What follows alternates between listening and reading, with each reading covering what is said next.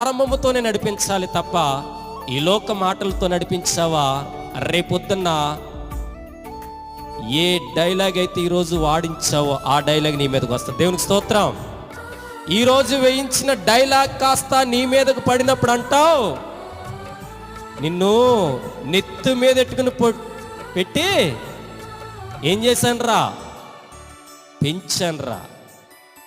నిన్ను నెత్తి మీద ఎట్టుకుని పెంచిన దానికి నా మీద నువ్వు ఈరోజు తిరగబడ్డావు అంటావు. ఆ రోజు ఎందుకో తెలుసా, నువ్వు మొదట నేర్పిన విత్తనమే నీ ఫలింపు నీ మీదకి వచ్చింది.